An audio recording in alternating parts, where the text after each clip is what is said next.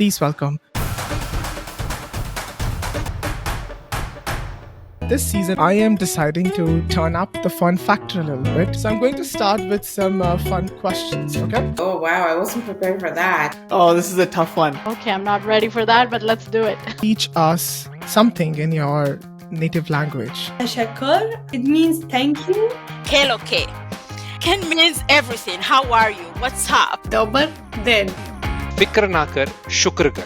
Vamos por unas cervezas. Let's go for some beers.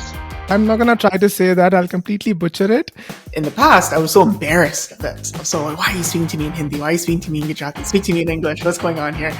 But now, as I get older, I'm realizing, what the heck was I thinking?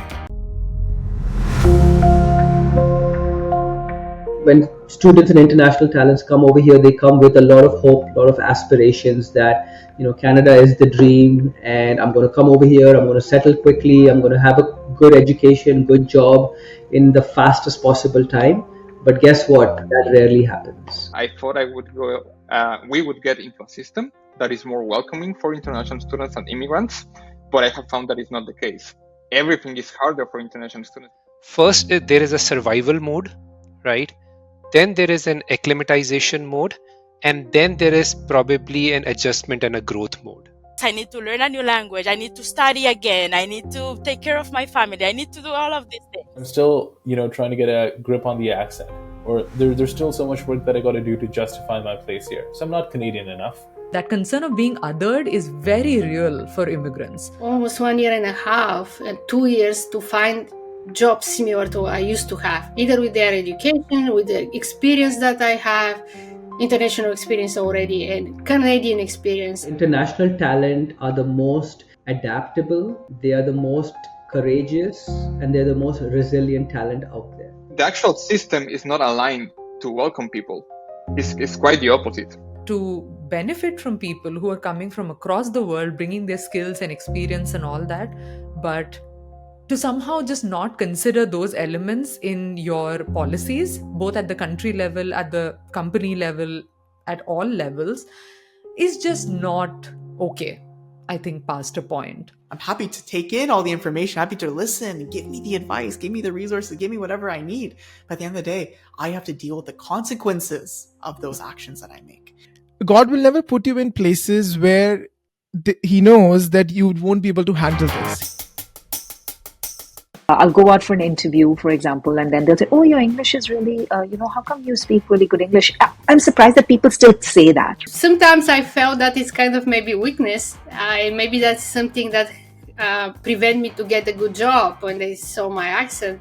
If I speak in Spanish, I was vibrant, I was curious, I was happy. But the moment I switched to English, my whole personality changed completely. I was like gray.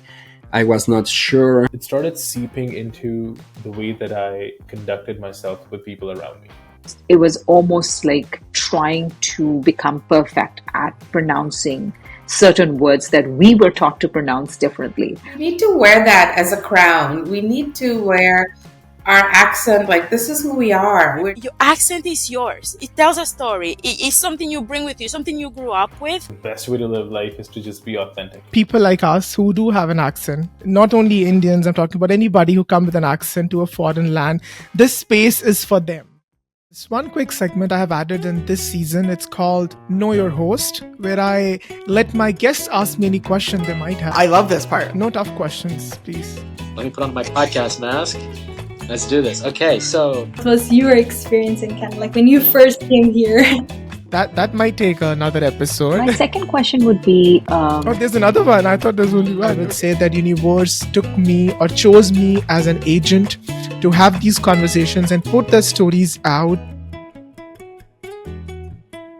The conversation that we are having today is sort of like a reminder for us as well, that how far we have come as an immigrant community. From bottom of my heart, Graces, I thank you for inviting me and giving me this opportunity just to share myself. I talked about certain parts of my life and the journey that I never talked to anybody before. So I don't know, there was something, about it that made me talk about it and again think about it.